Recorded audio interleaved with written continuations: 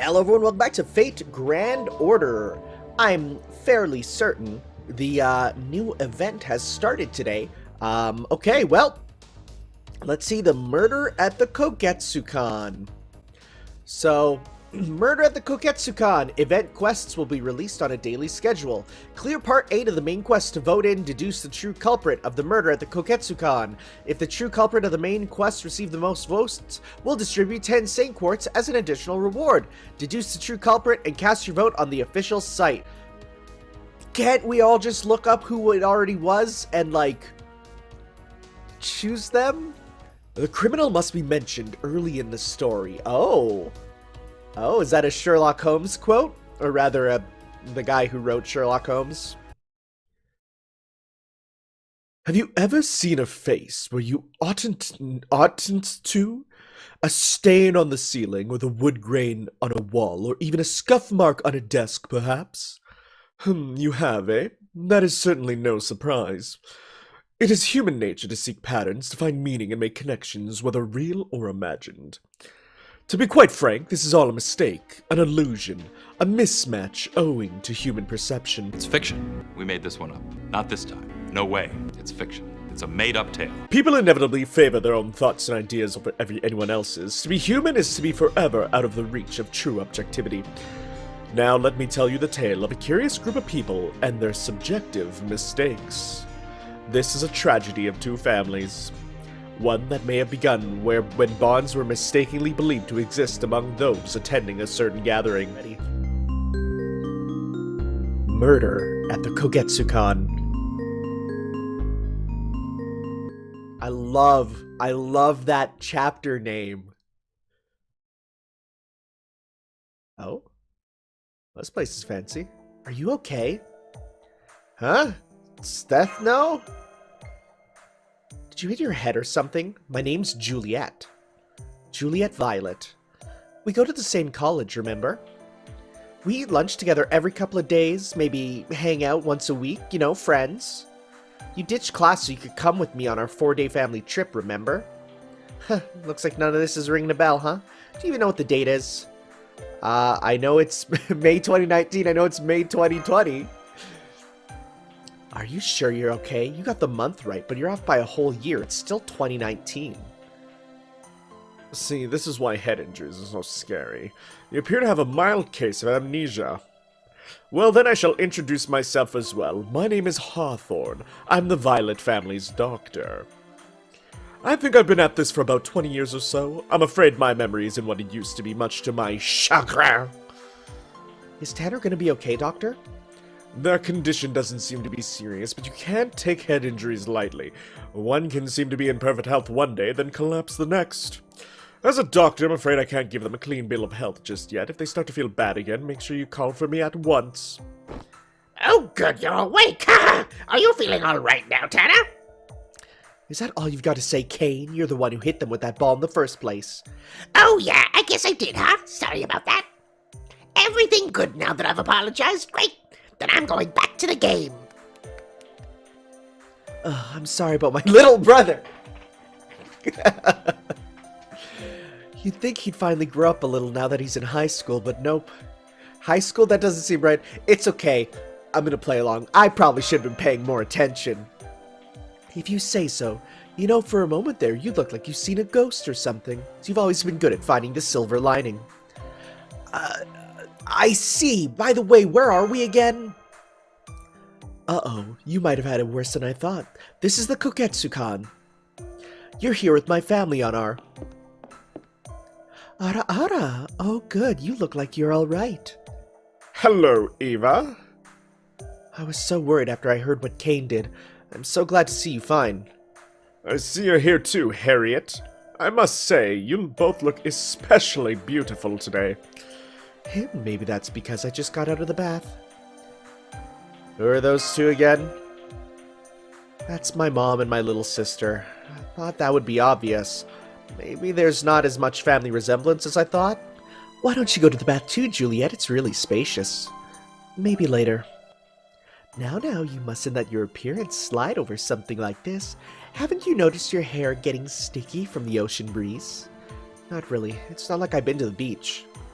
I must say, it's always fascinating to see twins with such different personalities. Can you all come with me for a moment? Daddy? Uh-oh. What is it, Adamska? Dorothy lost a valuable necklace and it's become a bit of a problem. Well, if the lady of the Goldie family is in trouble, we certainly can't turn our backs on her. After all... No need to get into all that now. Come on, everyone, let's go. Why is my necklace missing? It couldn't have just walked away on its own. We're doing everything we can to find it, madam. Please, just give us a little more time. That furious lady over there is Dorothy Goldie, and the man trying to placate her is Wu from the Marble Company. Mommy, I'm hungry. Be patient, Lori. It'll be time for snacks soon, and Mommy's having a very important conversation right now. Okay, I'll go play with Kane then. What's going on here, Wu?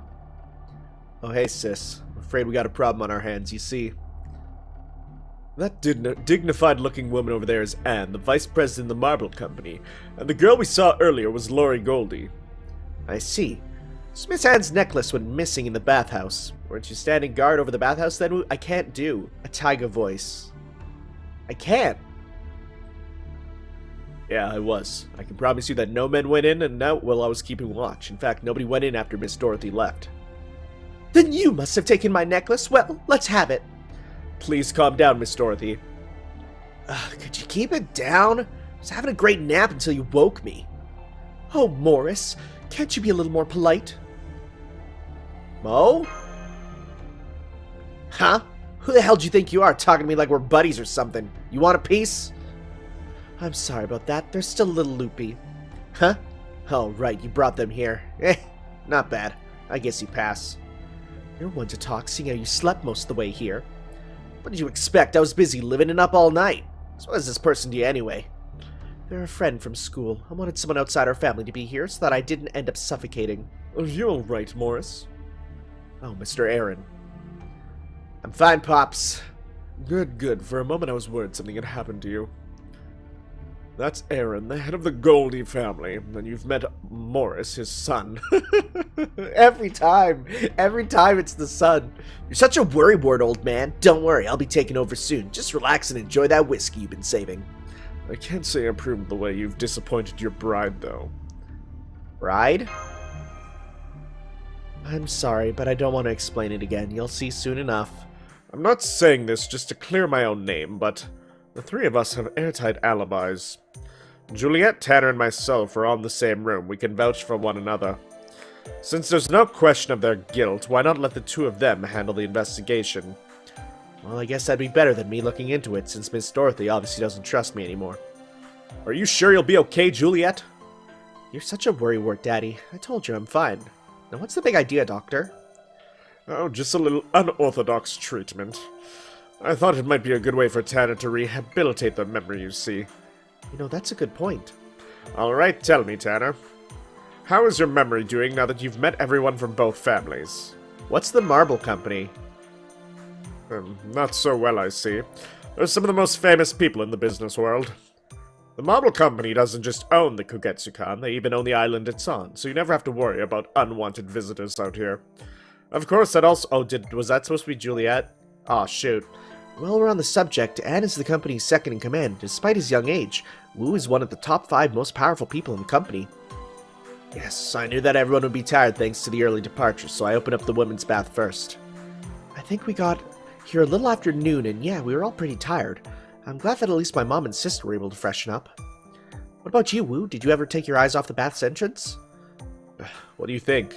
Yeah, I was sitting right there the whole time, but I was busy peeling vegetables. We're short on staff right now. But even if I couldn't keep an eye on the whole time, I would have noticed any leechers trying to get in. From what I remember, Miss Harriet and Miss Eva went in first. Then Miss Dorothy and Miss Lori went in as Miss Harriet and Miss Eva were leaving. I'm pretty sure nobody else went in after Miss Dorothy and Miss Lori came out. So if my mom and sister couldn't have taken it, then who possibly could? There's no other viable suspects. True. A woman may have been able to make it past Wu without drawing suspicion, but there doesn't seem to be any women who could have done it. So we're just supposed to believe you got an alibi, huh? I mean, hypothetically speaking, couldn't twins swap places to pull this kind of thing off? Just saying. No way. No one would get them mixed up like that. I know I wouldn't. How about a woman who usually dresses like a man? She could have slipped in, right? Oh my god, it's going there. Sure, that's possible, but only if there was anyone like that here. Ha! Cross-dressers here in the mansion. Give me a break.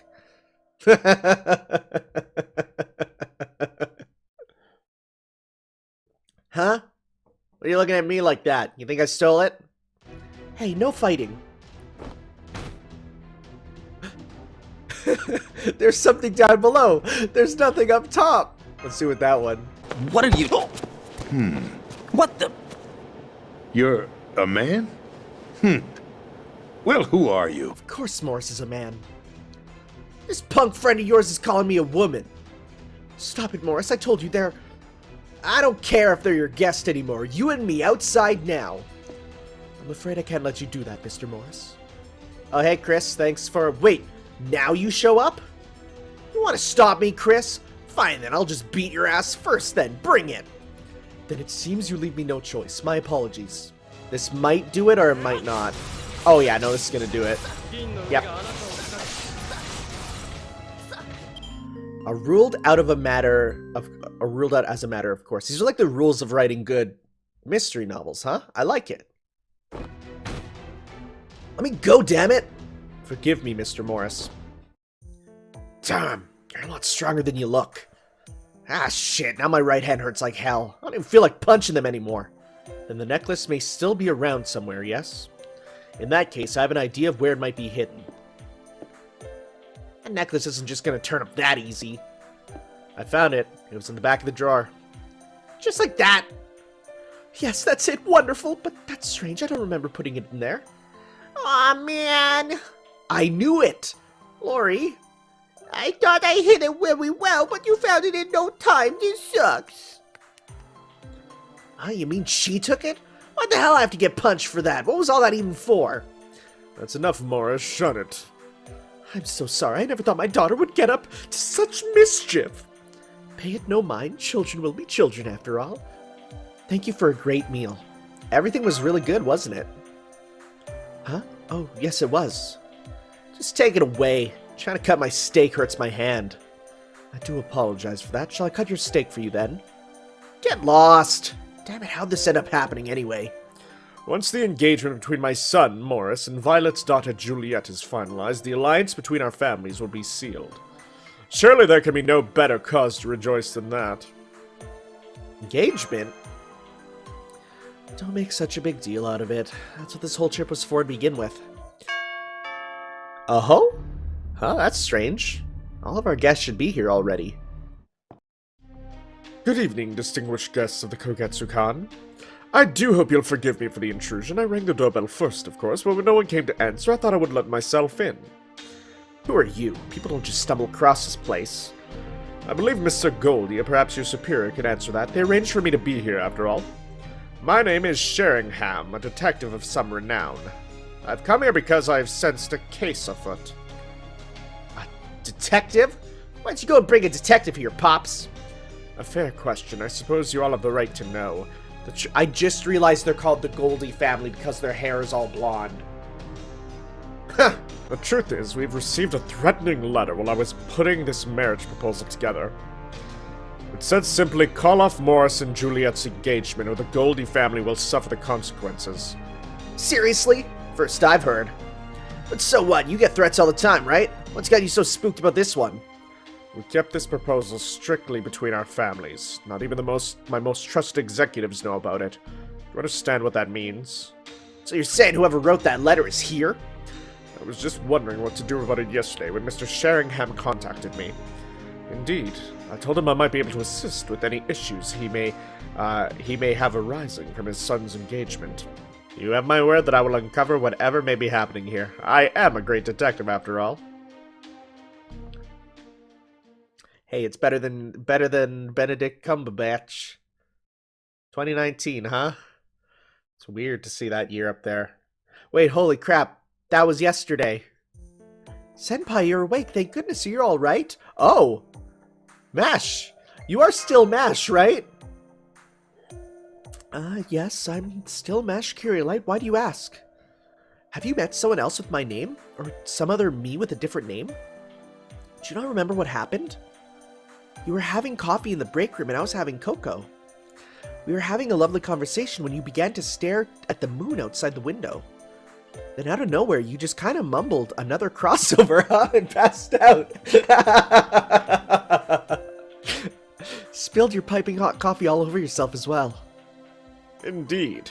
What followed was akin to a small fireworks display, considering how panicked young Mash was. One must always strive for accuracy when relaying information, Professor. As you'll recall, we happened to be passing by. Furthermore, it was I who examined Mr. Tanner. Thanks. Sorry to put you all out like that. Not at all. I simply cannot turn my back on your plight. Not at least with young Mash's arm wrapped so tightly around it. She would have made an excellent sumo wrestler in another life. Were I another 20 years younger, I might have fallen for her. By the way, it is May 2019 now, right? Yes, that's right. May 14th. Why do you ask? You must have had a most peculiar dream indeed. Would you care to share with us what it was about? That's like something straight out of a mystery novel, Senpai. So we have 6 members of the Violet family alone, eh? I'm particularly interested in this Dr. Hawthorne fellow myself. Indeed, no doubt he's some sort of detestable back-alley doctor, if not an outright fraud. A fraud? Surely you mean the detective who showed up at the very end? Great detectives have to be shady. The nice ones always get killed off in the middle of the story. Oh, here's Senpai. I made a quick chart of the relationships between all the characters you just told us about. Oh, I gotta see. Yo, okay, perfect. Ex-wife deceased, eldest daughter, eldest son, marble company. Chris is an apprentice, okay? Family physician and a detective. Okay.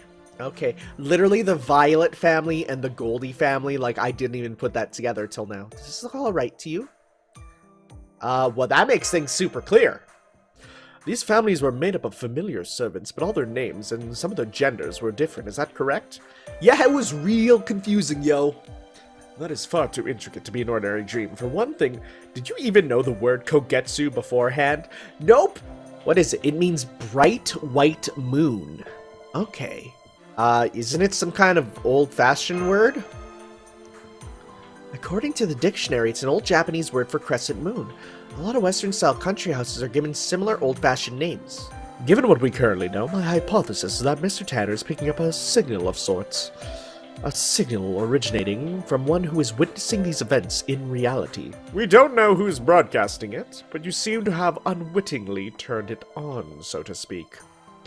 However, humans contain quite a lot of data. How they sound, how their skin feels, their expressions, a wealth of information. This was likely too much information for you to process about so many people, so your mind substituted familiar servants for these new faces. Think of it as a kind of safety function. Were you unable to do so, your mind may well have broken under the strain of so much data. What a wonderful excuse. Oh, I think I'm getting sleepy again right now. Senpai? Senpai! Mr. Tanner, allow me a word of advice as well, while there is still time to offer it. Consider, why did your brain choose to substitute Mordred for Morris? Simple. It did so in error. It merely assigned Mordred to him based on his violent disposition. It is a stark difference between what you know and the events you are witnessing. As such, there may be other errors of a similar nature. Listen closely. You cannot take what you see at face value. That is absolutely crucial. Think carefully, act cautiously. Once you are back in the stream, it will be powerless to help you. Yeah, that's definitely something I would say is just good storytelling in general. You're going to make some lucky woman very happy one day, Chris. You're already so clean and proper. That's enough, Ava. Is it my imagination, or did she just take a dig at me? Morris, you still have a lot of growing up to do if you're letting a lady's remarks get under your skin. Nothing anyone could say fazed me when I was your age. By then, I had my hands so full of beautiful, famous women that I hardly knew what to do with them all. You're the one who told me I had to get married just as I was about to begin my own series of conquests. Did I? I'm so sorry if anything I said offended you, Morris. By the way, Chris, why don't you stop by my room later? Stop that, Ava. I can't believe that guy lets his wife and kids run their mouths like that. Right, Pops? Mr. Sheringham is still resting in his room. I thought this trip must have exhausted him, so I refrained from knocking so as not to wake him. Well, that won't do. We were supposed to discuss our plans this morning. In that case, allow me. I'll go and fetch Mr. Sheringham right now. Ah! Who could that be? Was that... Oh, that was Chris! Was that Chris? You're all here? What happened, Chris? I don't think I've ever heard you raise your voice before. The detective got killed off in the first act? No way.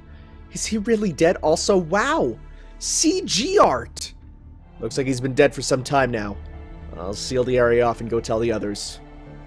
I didn't examine his body too closely, but it sure didn't look like he died of natural causes. You think with the blood?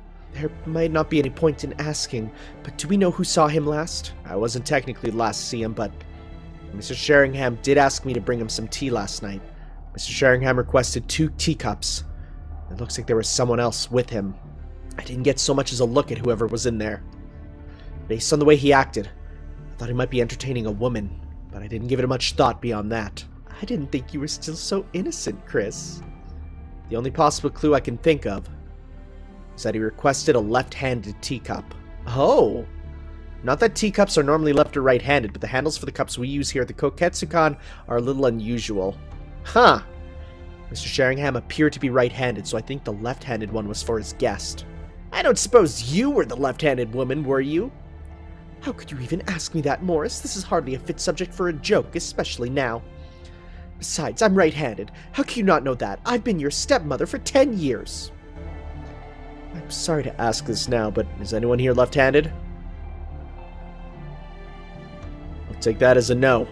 Anyway, we know the killer's here among us, right? You can tell when this part came out, because this phrase means nothing to me yet. I'm not going to let a little murder scare me. All right, everyone, as you were.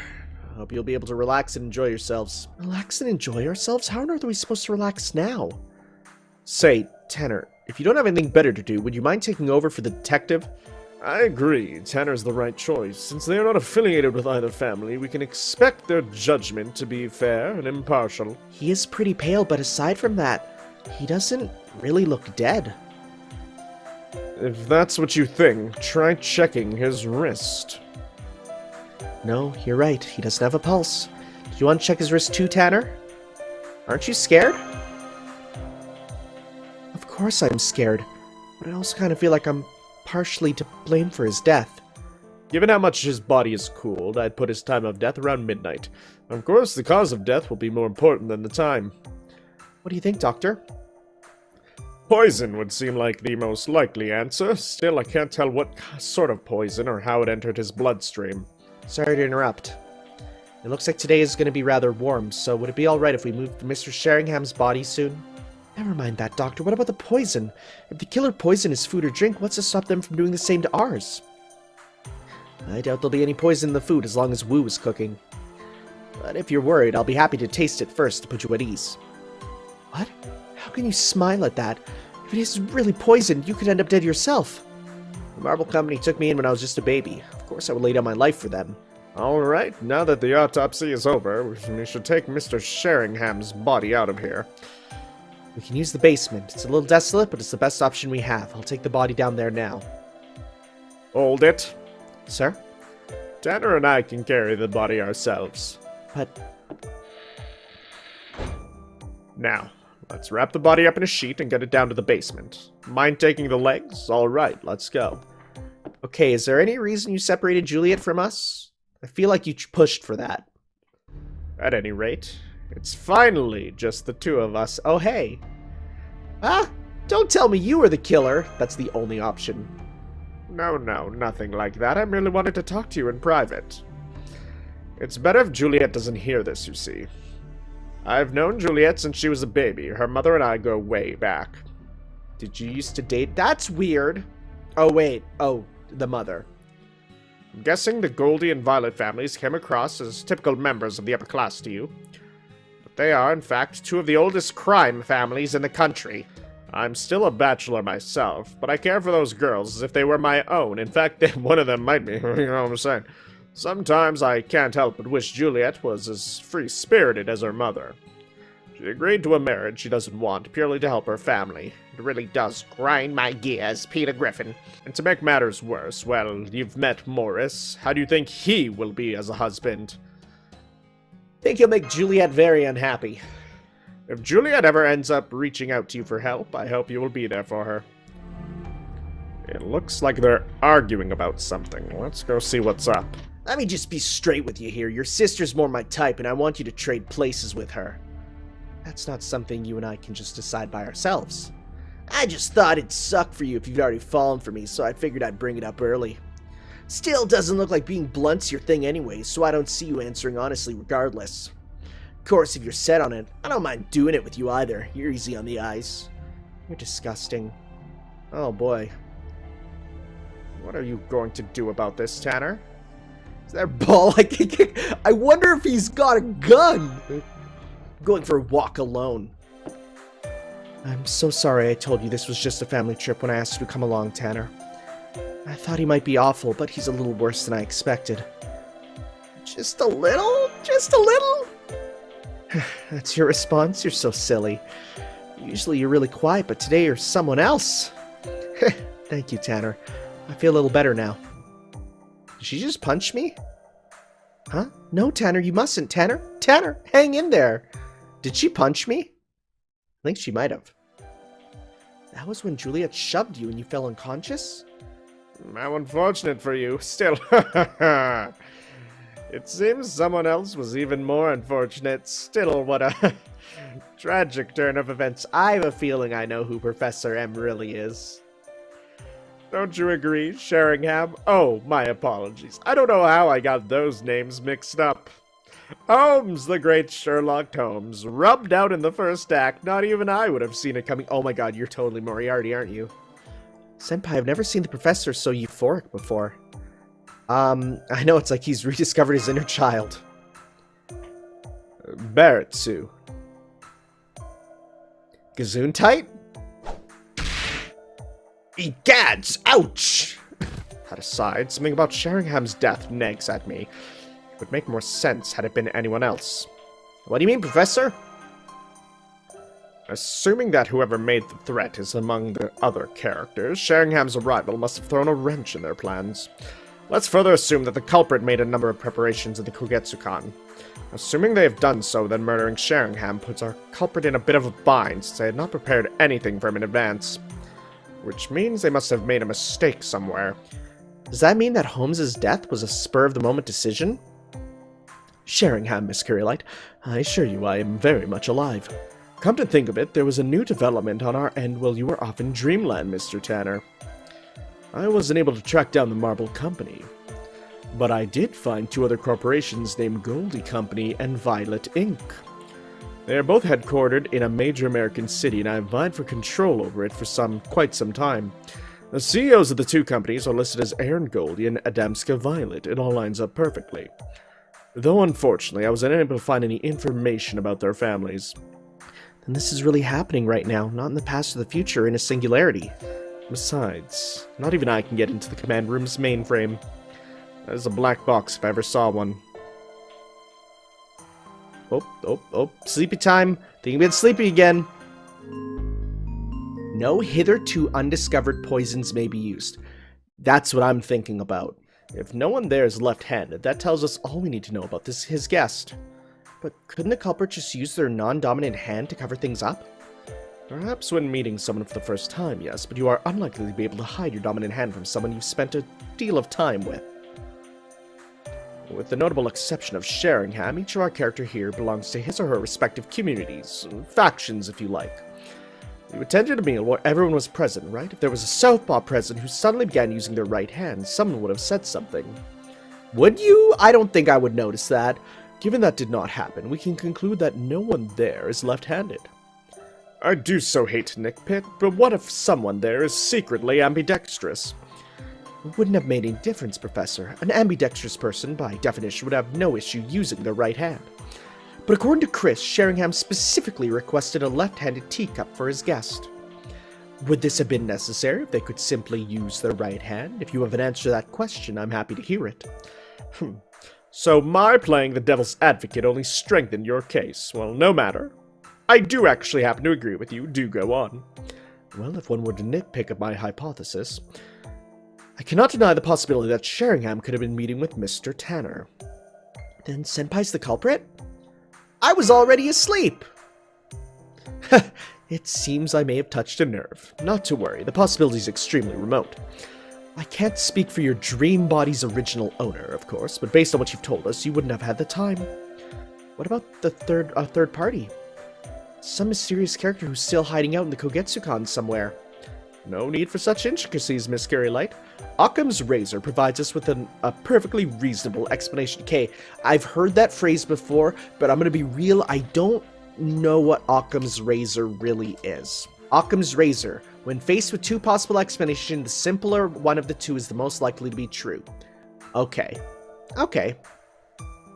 There's a character here who needs to use his left hand, thanks to an injury he suffered on his right. Hey, yeah!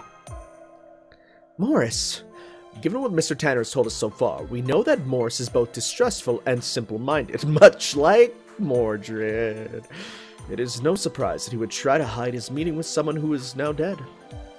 I know it's technically a dream for you, Master. Please do your best to stay alert. Can you stay alert in a dream? Is that possible? That's deep. At least now I know who Sheringham was meeting with. Do you now? Did you receive a flash of insight while you were asleep? I see. It does sound like it could have been Morris. Hey, Chris. You seen Morris anywhere? No, I haven't. We were actually just looking for him ourselves. I see. I've been turning the mansion upside down looking for him, but no dice. We've been kind of letting the place go to seed, so it's a bit of a jungle right now. You don't say. Jungles, jaguars, my head. Yeah, you call this a bit? If he's not out here, that just leaves the sea. I really don't think he'd be out there. There's strong currents out there, and we're much too far from the mainland for an amateur to swim it. Yes, there was no sense looking out here. Let's go back. Oh? Who's this? Finally, they're gone. I'm impressed. It looks like those bodyguards really do live up to their reputation. Where's my Morris? Hasn't anyone found him yet? Honey, I think you had a little too much to drink. Shut up! No way am I making me through this without a stiff drink. I can't believe Morris is missing. Daddy, why is Morris missing? Not now, Lori. Be quiet. Is it because he killed the detective guy? Don't say things like that, Lori. But I saw him coming out of the detective guy's room last night. You don't mean that, right, Lori? You and I were both asleep at that time. I woke up real late and snuck out. When I did, I saw him leaving the detective guy's room. Oh, that face. We're not gonna take the word of a child seriously for something so important, are we? We don't want to believe it ourselves, Aaron. But don't you think she might be telling the truth, as there's nothing to gain by her lying? Even if she did see him coming out of his room, that is not proof Morris killed Sheringham. Honey, please calm down. Alright. Given the circumstances, I have a confession to make. Not even my wife, Dorothy, knows about this. What? What are you talking about, honey? I was hoping to take this with me to my grave, but it seems like that's no longer an option. The truth is, I am Chris's father. Is that going to change a lot? Huh?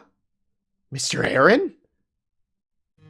Chris, from the look on your face, I see the company never told you. I was once young and foolish myself. I calmed down somewhat once I married, but I did have a habit of spending the night with women who really caught my eye. That's how you were born, Chris. By then, I had already married my now ex-wife, and we'd had Morris together.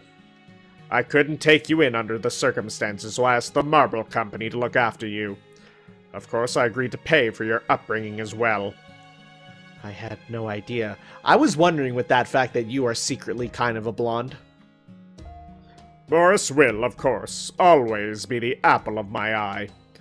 But I am the head of the Goldie family, and so must always do what is necessary for its survival.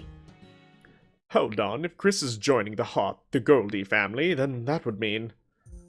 Juliet will instead be engaged to Chris. That will serve to fulfill our mutual goal. Ah, no way. What's the problem? This is turning out to be a good deal. You should be happy about it. Miss Juliet, I know I still have a lot to learn, but I hope I can earn your trust in time. Oh, okay, that sounds nice. Don't be so subservient, Chris. You don't need to worry about what other people think of you now. You'll be running the Goldie, no, the Goldie and the Violet families one day. Ha ha ha. Yes, you must have a lot on your mind right now, processing the new terms of your engagement.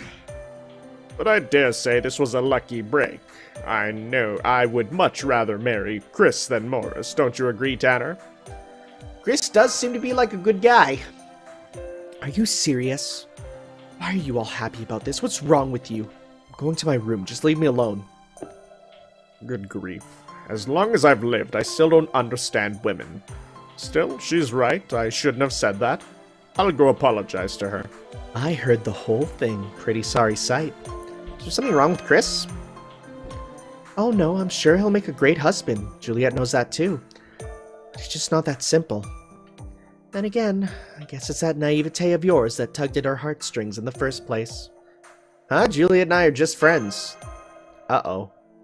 In that sense, you're very special to her, so I hope you'll remain her friend as long as you're still okay with it. Well, good night then. Guess I might as well lie down. On the spot. On the floor right here. It's great being a kid. No one gets mad at you for clowning around. You don't have to work like grown-ups do. But the best part is that no one ever suspects you. Someone's here. Sorry, Larry, but the game's over once you're found. We'll just have to pick this up tomorrow. Thank you, Kane. Morris never plays with her like this. She's so happy to have a new big brother. Yeah, I like being a big brother, too. My sisters have always been weirdly grown up, I guess. I can see that. Alright, that's weird. Mephistopheles as this character is weird. Time to go back to bed. Okay. Alright, I'm gonna sleep too. Now where's that light switch? Yep, I love being a kid. No one ever suspects the kid. The culprit is going to make another move. It'll almost certainly be at night. They won't want to miss this opportunity after all. I expect they'll either go after Chris or Juliet. Well, I've got to get back there now and stop them.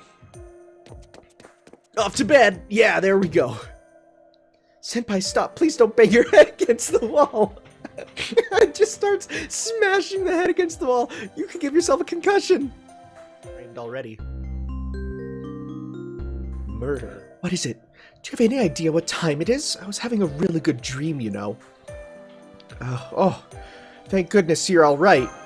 Now I see. You think someone here wants to put an end to the engagement. I don't think there's anything to worry about, though. Just give me a moment to freshen up. Okay.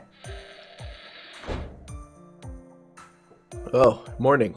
Where are you two off to so early? If you're here for breakfast, I'm afraid it isn't ready. We just wanted to check in on Chris.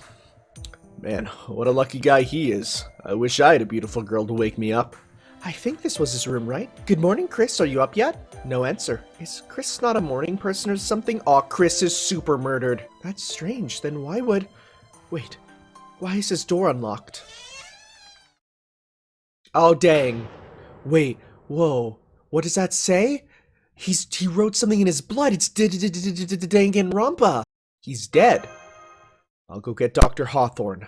I want to get his autopsy over and done with before anyone else shows up. Dang, double murder. We're popping off.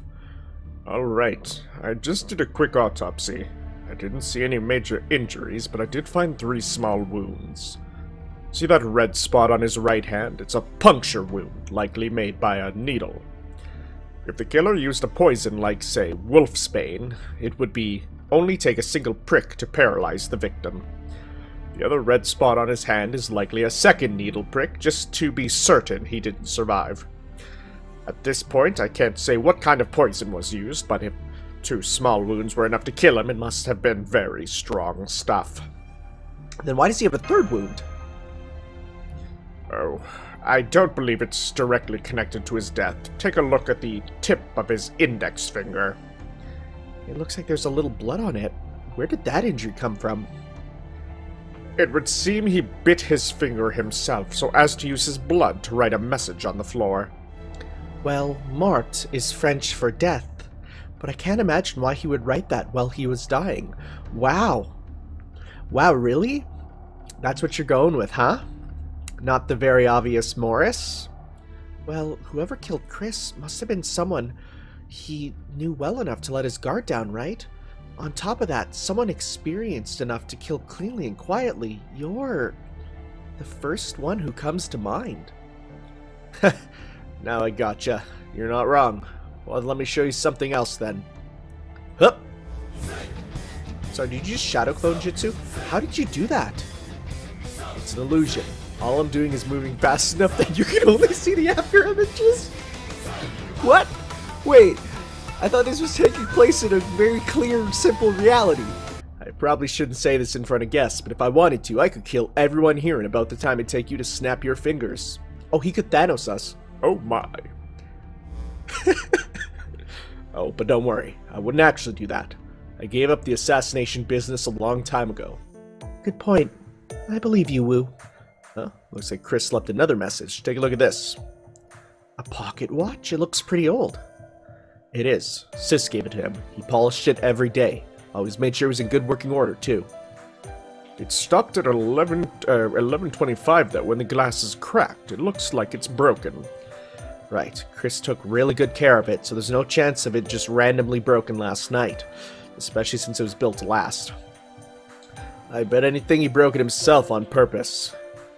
To tell whoever found him at the time he met with the killer? Exactly. So that would mean he met with the killer in this room a little before 11:25 last night?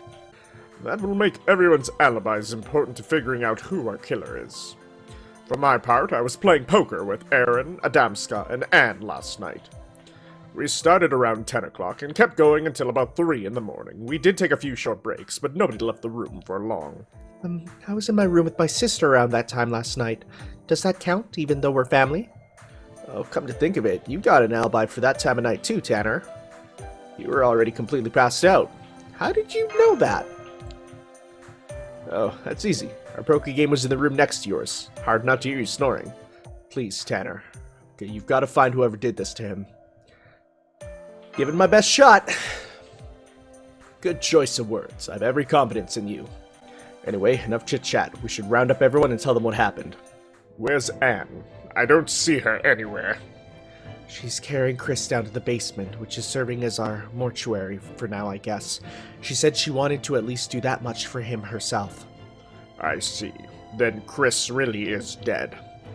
And just when I've named him my successor, what terrible timing. Why are you looking at me like that? You think I'm the one who killed him? Well, what's your alibi? Well, I didn't. I was putting Lori to bed. You have to believe me. As it turns out, Chris managed to write down more right before he died. More? You don't mean Morris? So you're saying Morris killed Chris, is that it? That doesn't mean we're going to start locking you up in your rooms or anything, but if you want to stay alive, I'm going to ask that you follow our instructions as much as possible. Hey, Tanner, please don't die, okay?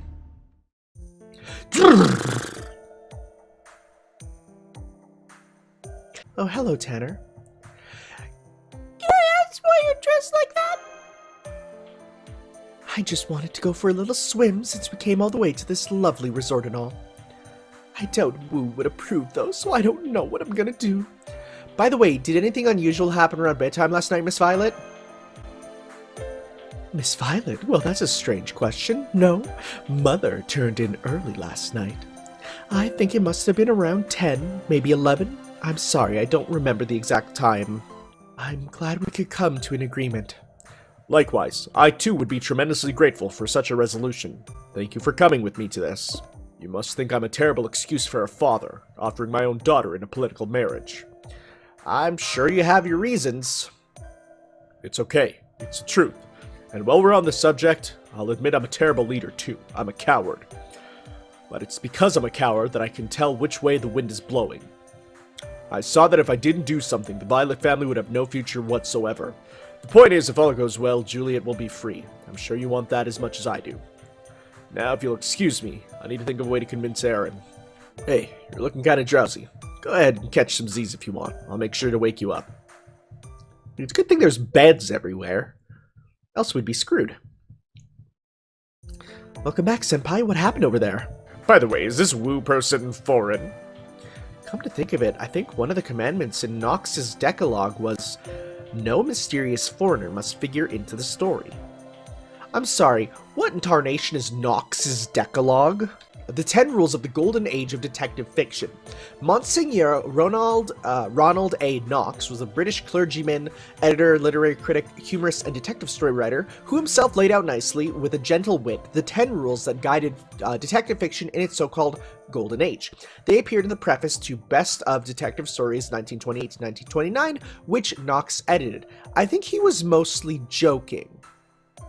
Coincidentally, in the 80s, I think it was, so then it goes to the rules, which are all the titles. Joseph Sklodowski wrote a mystery called The Sins of Father Knox, which set out to deliberately break all these rules. Not that everyone had been gleefully breaking them along the way. Interesting. Okay. Oh my god, okay, so I just want you to know that this chapter is actually called, in the original one is No Chinaman Must Figure in the Story. They changed it to foreigner because, you know, A, fate pun, and B, we don't really use the word Chinaman anymore. Does that have anything to do with this case? This may be hard for you to believe, having grown up in this modern era. But during the golden age of detective fiction, some people believed quite fervently that foreigners held mysterious powers.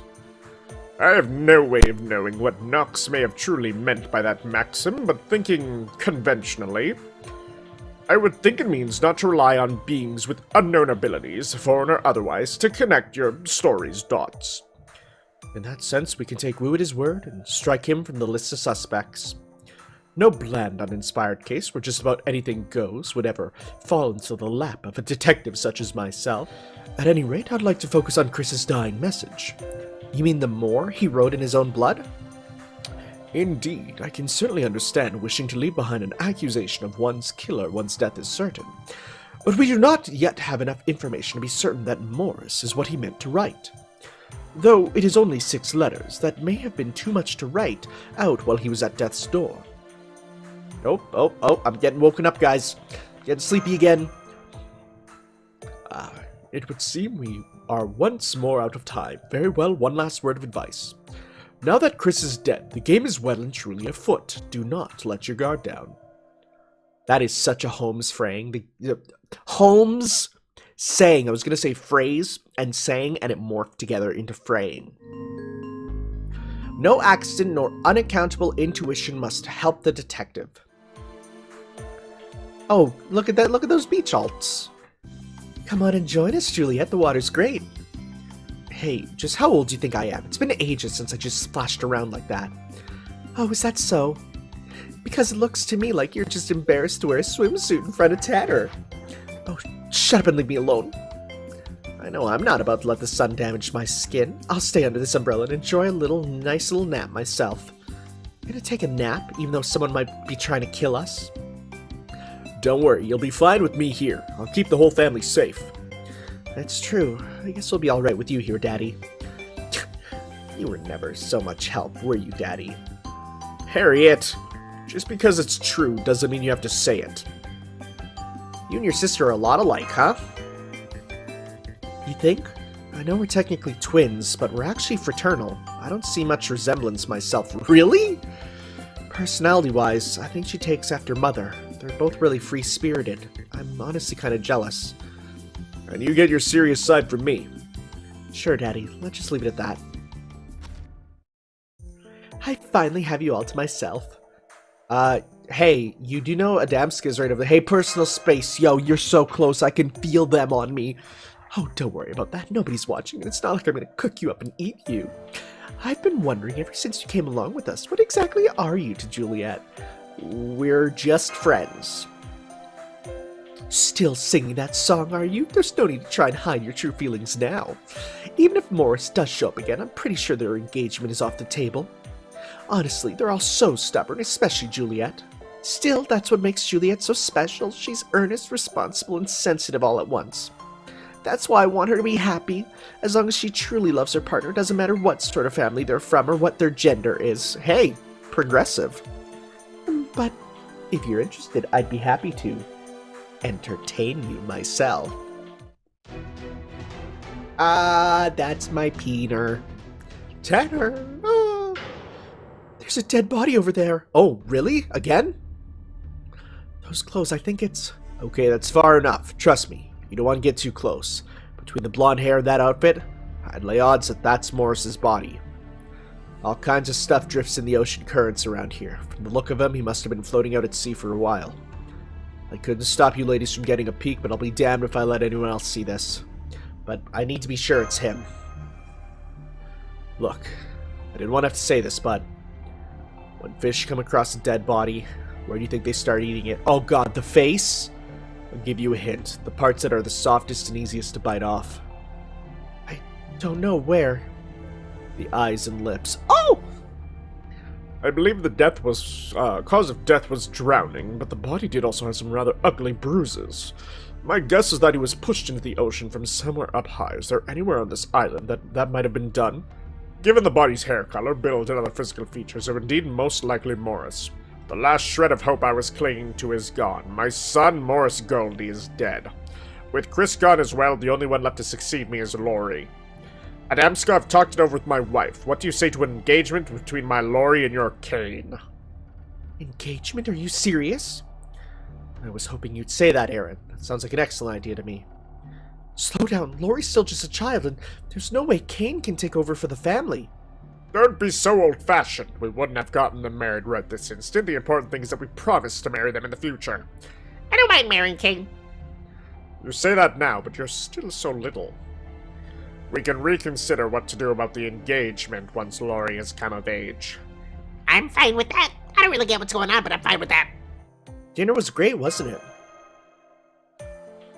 I couldn't even taste it. I'm not sick or anything. I'm just... Oh god, she's feeling guilty. It's you two. Excellent timing. I was just searching for a fresh bottle to uncork. Care to join? You're completely smashed already. Aren't you ashamed of yourself? Do I seem drunk to you? Actually, I'm at a loss because I can't seem to get drunk. Oh, by the way, I haven't taken you to bed before, have I? What? You're just as gross as Morris was. My apologies. I've been with so many women, it's impossible to keep track of them all. I must have confused you with one of my myriad one-night stands. I was born with a condition that makes it difficult to meet for have children, you see. That gave me an excuse to spread my seed quite a bit when I was still a young man. Oh my god, what? What? Sure. If all you want to do is brag about your conquests, I'll be leaving. Oh yes, sorry about that, but I did settle down a bit after Laurie was born. I came to understand how reprehensible my behavior was.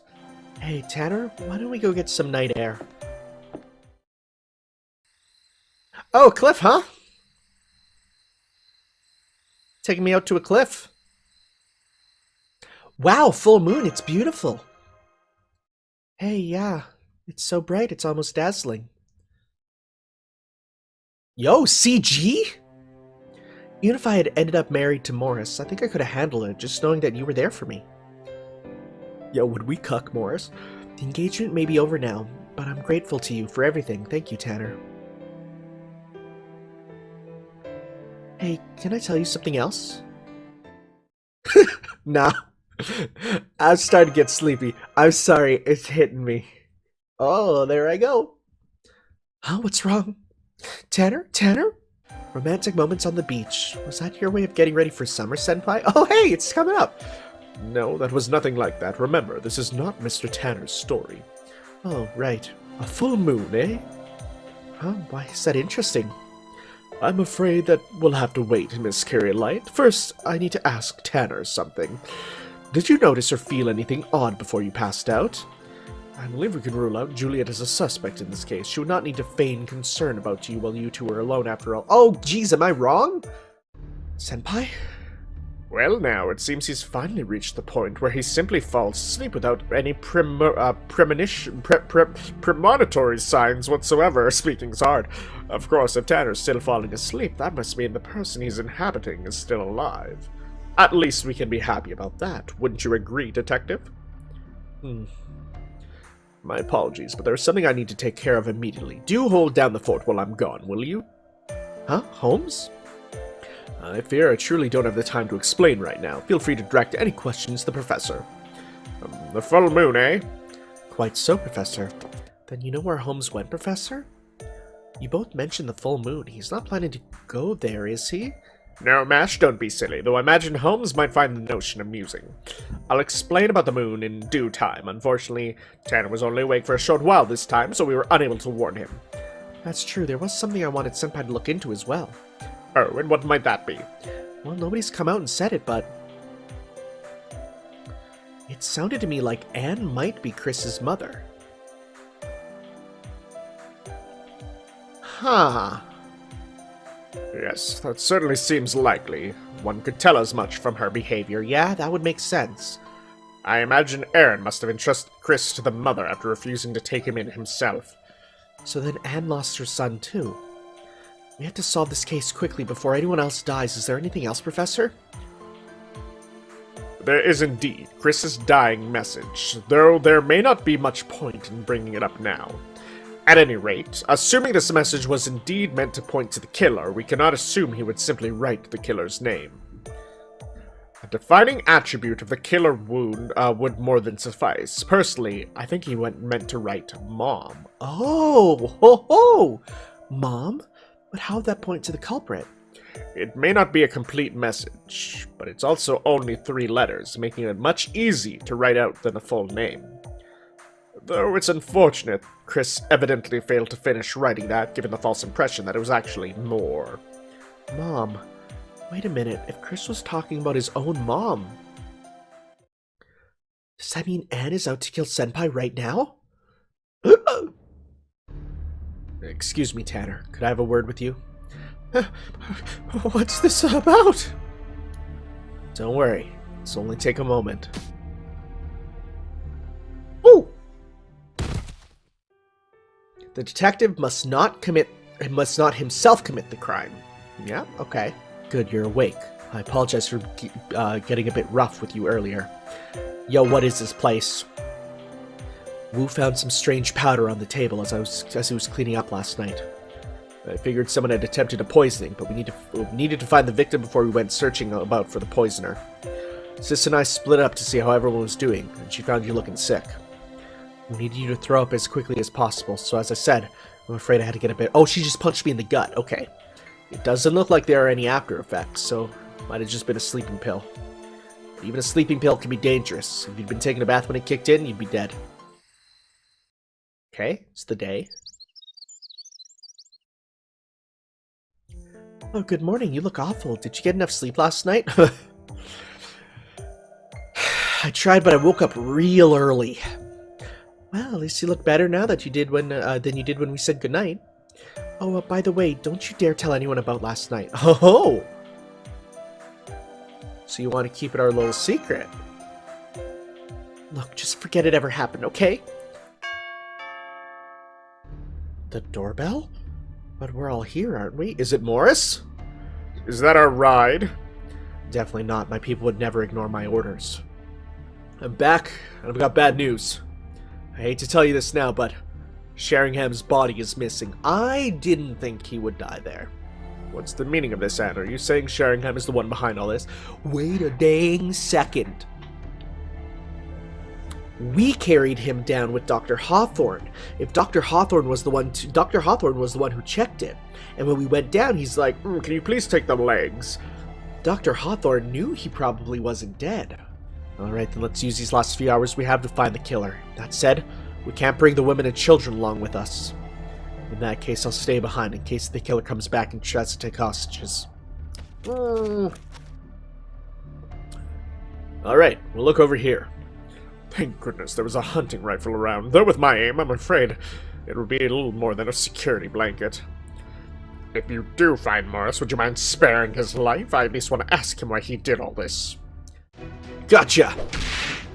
Can you take the kid and hide somewhere? I don't want you two getting hurt by mistake. I'll hide. Here we go. It should be safe over here. Let's make sure we stay out of sight. Oh, I agree. Whatever happens now, everyone will just write it off as an unfortunate accident.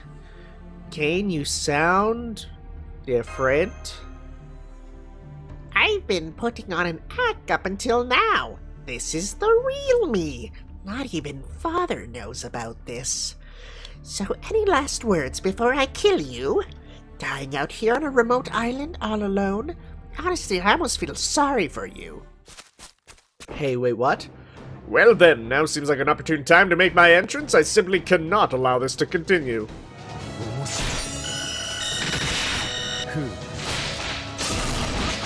That's it. That's cool. I like his moveset. Detective is bound to detail any clues upon which he may light. Good grief, you've become quite the rascal. Good day, Mr. Tanner. I trust you are uninjured. Miss Holmes, is that you? Ah, I could have not hoped for a better reaction, though you still pale in comparison to Watson. Wait, is this actually the Holmes? What? Wait, what? Now, much as I would like to answer the question so obviously nagging at you, it is hard to determine where to even begin. Perhaps I should start with how I came to be here? Ever since this mystery began, I've been wondering how much of a time differential there was between your dream and reality. I further thought that, depending on what that differential turned out to be, I might be able to intervene directly. Your walk on the beach with Juliet during a full moon provided a significant hint. Indeed, it was elementary to connect the dots even for someone as ignorant of astronomy as myself. At Chaldea, you collapsed while looking at the moon on May 14th, 2019. You woke up for the 5th time on May 15th, Chaldea time, and the moon was still not yet full. This led me to realize that your dream was actually taking place a few days in the future. Once I knew that, I decided to intervene directly, and now, here we are. Wait, this is all in the future? I am afraid we don't know yet how it works, but yes, that is the inescapable conclusion. Regardless, what is important, not how it is happening, but when. If you don't believe me, go ahead and look up at a lunar calendar yourself. You'll see that the full moon in May 2019 falls on the 18th here. I was thinking how I should go about intervening when I had a flash of insight. Ha. Well, it's possible that the Sheringham you saw was a completely different person, and your brain merely happened to assign him my appearance given that we are both detectives. It is also possible that it could have been me claiming to be Sheringham. What? If so, I could certainly bring the latter circumstance about, thereby directly intervening as one of the key figures. Do you have any idea how reckless that was? Given the travel time from the United States and the fact that it was warm enough to go swimming even in the middle of May, I was almost immediately able to determine that you were somewhere in the Caribbean. Finding the Kogetsukan seemed trickier, then I remembered that Kogetsu is an old Japanese word for crescent moon. Using a map, I was able to pinpoint an island that was shaped like a crescent moon. The rest, you know. It was all quite easy, really. The only difficult part was convincing Da Vinci to let me come here, since doing so required me to ray shift. In the end, I needed to make a temporary contract with a staff member located in the US before I... Okay, but weren't you dead? I take it you're the sort of reader who prefers to skip to the ending? I suppose time is of the essence, so I will indulge you and provide you with the abridged version. But if you don't mind, I'll save the explanation of how I came back to life until everyone is here. Huh? The detective? How are you still alive? So, you were playing dumb all this time, Kane. Pretty much, yeah. In the Violet family, the eldest son is supposed to take over when he comes of age, but I really didn't want to get involved in that world. So I decided to act like a weird little kid who couldn't possibly lead the family. And ran around with scissors. Now then, Mr. Tanner, let us return to the Kogetsukan. They all scream. Yes, a splendid overreaction. Still not quite as good as Watson's, though. Good, you're all here. Now I can finally explain what happened that first night. But how? You didn't have a pulse. Oh, that? A trivial matter.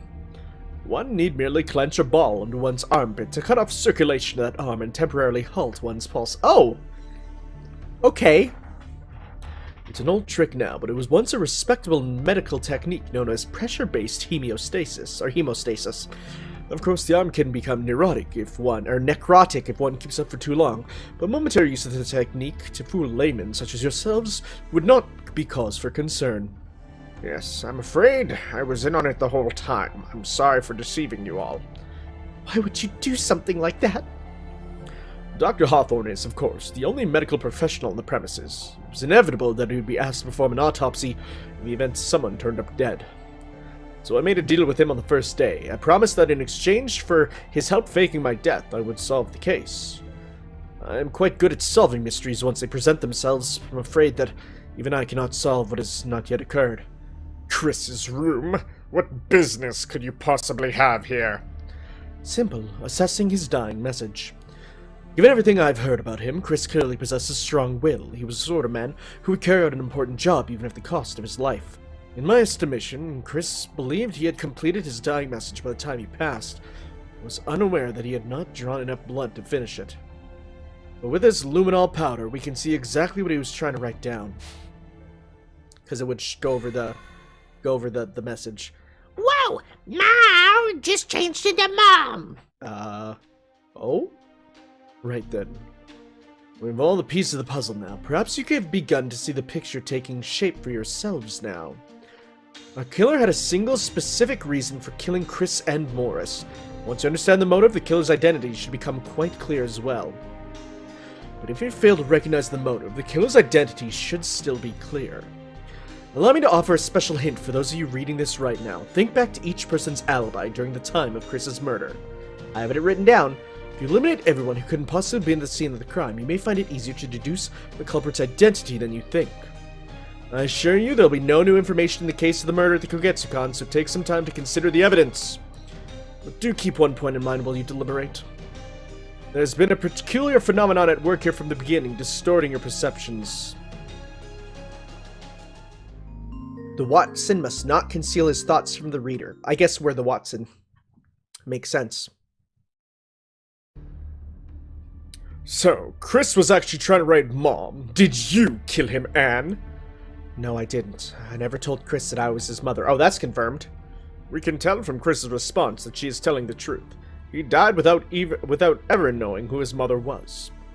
As such, he never would have accused Anne by writing the word Mom.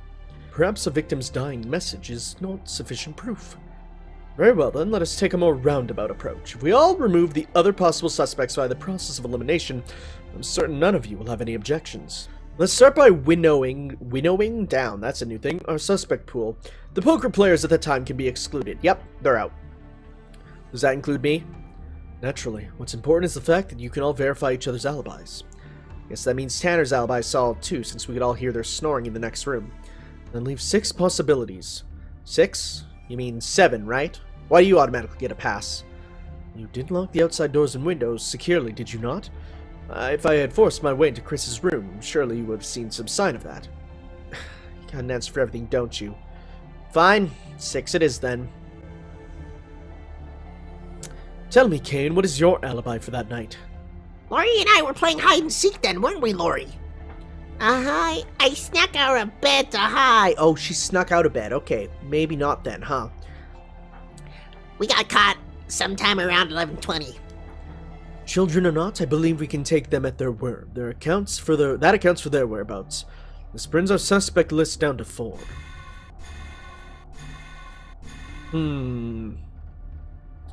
Dorothy Goldie, you had a motive in your mother. It wasn't me. I didn't do it, I swear. Indeed not. Huh? It's okay, Miss Dorothy. You're the one who caught us, remember? Okay, well, there, that gets that. Right around 11:20. Oh, right. I completely forgot about that. How silly of me.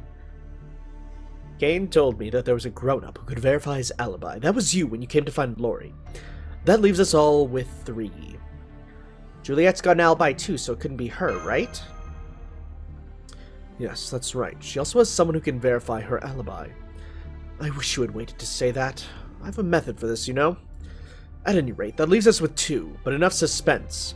One of the two already knows she's innocent, and that makes the other our culprit. Juliet, who were you with the night Chris was killed? Harriet, right? You said that. My sister, so then... Oh god. The culprit was not inherently opposed to your families forming an alliance. She understood it as necessary for your continued survival. That's why Kane and Laurie are both still alive. They must be, after all, for the alliance to happen. And yet she resorted to murder not once but twice, and at the peril of compromising the whole alliance. That is key to understanding her motive. That is how opposed she was to Juliet's engagement. But why would Mother want to kill Morris and Chris? What reason could she possibly have? An exceedingly simple one, as it turns out. Think, why would she so be against your marrying either Chris or Morris, but content to see Kane and Laurie married? So you're saying it was those specific pairings she had a problem with? Precisely, because her true father is Aaron Goldie, what? Oh! Yo, that actually makes sense! Yo, they're both flirtatious! You can't be serious. Wedding either Morris or Chris would have meant wedding your half-brother, an incestuous marriage. But as your mother, only she would have known that, so she had to keep that fact to herself, even if it meant resorting to murder. This can't be happening. He's lying, right, Mother? Harriet Violet, you are the culprit! Huh? I was thinking it was Juliet this whole time. Turns out I was wrong. So, the final rule, twins and doubles must not appear. Well, oh, because she totally said, hey, we're not as look-alike as we did. Oh my god. Because the whole thing of, well, we don't look as much alike as you think. Oh, yeah. He's lying, right? Please tell me he's lying, Harriet. How could you do it, Mother? Good grief. Things have certainly gotten noisy, though it does make for a good opportunity to answer your questions. What's going on? This can't be right. Yes, I never did explain it to you, did I? Mash had the same misunderstanding. What? You mean I made a mistake with the Violet family tree I drew? Indeed. I'm quite certain that Harriet is Adamska's wife, while their daughters are Juliet and Eva. What? But I drew it exactly how Senpai described it. If I'd made a mistake, he would have noticed. Not necessarily. He's somewhat preoccupied with the personages of Chaldea. Perhaps a bit too much so, it turns out. By way of example, tell me, Mash, what do you think of when you think of Lancelot? The fact that he's Galahad's father, I suppose. There you have it. That is exactly the line of thinking that has tripped our Tanner up. If a woman who looks like Sethno told you she has a younger sister, you would immediately think of Eurale, no? Ah. Similarly, once Eva was assigned Minamoto no Raiko's appearance, Tanner could not help but see her as anything other than a mother. But Eva had to be the mother. That way the parents would be Adamska and Eva, and the twins would be Juliet and Harriet. It just makes sense. Then why would they name them any other way? More likely, they were named for their parents. Juliet's name was taken from Harriet, and Eva's from Adamska, you see? But if Harriet is Juliet's mother, why do they look the same age? Remember, Morris was a man who looked like Mordred. It's no surprise there'd be other disparities between what Tanner saw and reality. I would have never guessed this. Something as simple as a difference in age could certainly be such a detail that was altered. Surely you must have seen the signs. For example, think back to the conversation you had when you asked Eva her alibi. Did anything unusual happen around bedtime last night, Miss Violet? Miss Violet? Well, that's a strange question. No, Mother turned in early last night. I thought she just referred to herself in, like, the third person. Miyamoto calls herself a mother, so I didn't think anything of it. Now, you mustn't let your appearance slide over something like this. Haven't you noticed your hair getting sticky from the ocean breeze? Not really. It's not like I've been to the beach. I must say, it's always fascinating to see twins with such different personalities. Frick off! That makes sense then for that. So we're just supposed to believe you got an alibi, huh? I mean, hypothetically speaking, couldn't twins swap placeables kind of thing off? Just saying. No way. No one would get them mixed up like that. I know I wouldn't. Frick. You and your sister look a lot alike, huh? You think? I know we're twins, but we're actually fraternal. I don't see much This is crazy. Personality-wise, I think she takes after Mother. They're both really free-spirited. Oh, what the hell? That's crazy. It's the same principle as optical illusions. Once you've seen something that isn't there, it can be very difficult to unsee. Yeah! There have even been cases that would have been solved very quickly had it not been for confusion regarding who is related to whom. Would you please stop and allow me to get a word in? I have to say, you certainly found a hell of a detective, Aaron. Then you really did kill them. Wait, I remember now. 20 years ago, I had a one-night stand with a woman I never saw again. Yes, that was you. You even mentioned your name was Harriet. I was just looking to have some fun. I didn't want to cause any more trouble than was necessary, so I left out my family name. Do I seem drunk? Yo! That's why he said that there! Oh my god! Oh, it's an Holmes, you're right, it's an optical illusion. I didn't see that. 'Cause then, haven't I taken you to bed before? Oh my god. Oh! No wonder Juliet seems so familiar. She looks just like you did back then. I did enjoy that night we spent together, Aaron. I have no regrets about that part.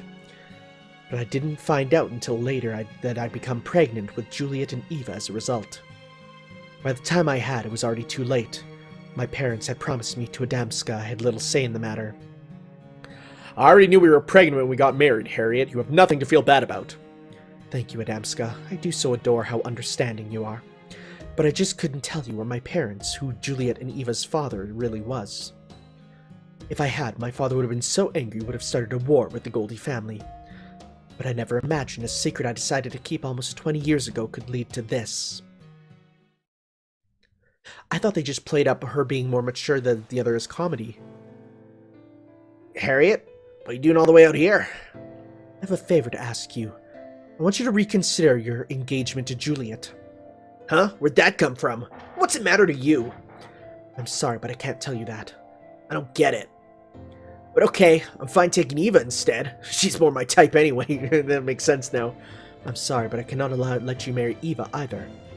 Why's that? I can't tell you. Man, this is nuts. Are all you Violet chicks this crazy? I don't know why my old man's so afraid of you guys. He should've just made an excuse to invade your turf long ago. I can't possibly tell him the truth. If I did, it could lead to an all-out war between our families. I'll just have to push him off this cliff. Look, Morris, can you see that ship over there? Huh? There's no way a ship'd come all the way out. Dang, why'd you wear armor out there, bro? You want me to reconsider the engagement? That's right. I thought you of all people could be reasonable like that. Does this mean you want Miss Juliet to marry for love rather than politics? If that's how you want to interpret it. Nonetheless, I have been named Mr. Aaron's successor. If he desires this engagement, I'm obliged to comply. So I'm very sorry, but I'm afraid I must refuse your request. Damn it. I can tell there's no chance of convincing him. I'll have to kill him too. I'd hoped it could only be Morris. I see. By the way, can I see your hand for a moment? Yes, of course. Thank you. Miss Harriet, what did you just do? Goodbye. Oh my god, this is rad. You did all that for me, Mother? Juliet, please understand you did nothing wrong. This was all my doing, and so I will pay the price. Thinking about it now, I guess I should have told my father about this. Maybe then, if I'd ended up marrying Aaron instead, none of this would have happened. This might not mean much coming from me now, but you were the best husband I could have asked for. No, she used the poison on herself! I still had some left over. I'm sorry. I couldn't think of another way to make amends. Mother, that's so weird!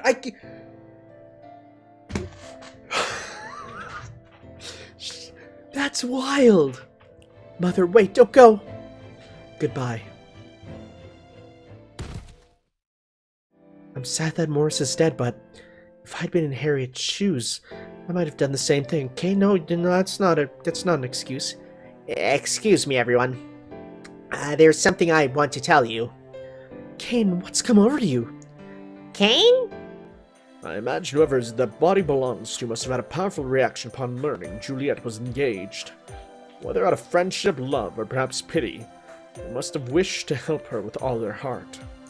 From here on, my speculation takes a turn for the romantic, but perhaps the moon saw that wish and decided to grant it. You mean the moon is a holy grail? Pshaw! That would never happen. Oh, I think we're going. It would seem you're about to lose consciousness again. I suppose that makes sense, as your role here is complete. By the time you wake up, I'll have already set off for the real Kogetsukan, but rest assured, I'll return in a few days. Well, now it seems like Kane is saying something quite important indeed. I still hate this family, and this whole society. I'm scared of dying too, but I decided to be brave. I see now that even small lies can have huge consequences. My mother taught me that. So I'll be telling you all right here and now. I'm gonna change the Violet and Goldie families. Perhaps he really will succeed at changing the way both families still live their lives.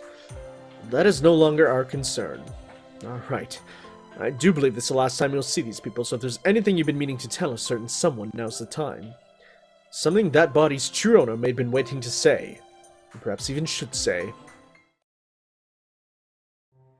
What is it, Tanner? With Mother's death and Kane's revelation, I feel like I'm losing my mind. I wanted you to know that I'll always be here for you. Always.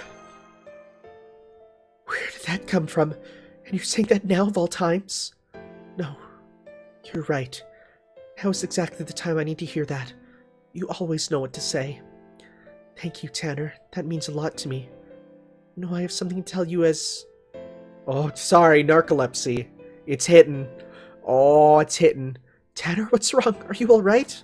Sorry, I got those words out and my soul has left my body. And so ends the case of the murders at the Kogetsukan. I hope you enjoyed it. I congratulate those of you who arrived at the truth. But if you got it wrong, well, don't feel bad. I certainly did. At any rate, even if one error or another led you to the wrong conclusion, no one can say you did not give it your all. That experience is yours and yours alone. No, it's all of yours, YouTube audience. If you enjoyed your experience at all of these last few days, that is enough in and of itself. Everyone makes mistakes at times, even me. That's why the search for answers is as much of a journey as it is a process of trial and error. At any rate, this concludes our latest case. I do apologize that the detective ended up monopolizing the spotlight. This little event was, admittedly, small in compared to others, but I hope one day to take you on a much grander adventure, one truly worthy of a great detective. That was amazing. I loved that so much. Okay, well, let's see here. So, voting for the murder at the Kogetsukan begins. We have the final tally. According to your votes, the majority of masters believe the most likely suspect is Harriet. Finish the main quest and discover for yourself. Harriet, boom, 78%. Well, they were right. Dorothy, Eva, so I'm in the 3%. Juliet's friend, the main character, played by Senpai. Hawthorne, Lori, Kane, Morris, Sheringham, Adamsko, Boo, Aaron, Chris killed himself, yo. We'll see then for that, guys. Ciao.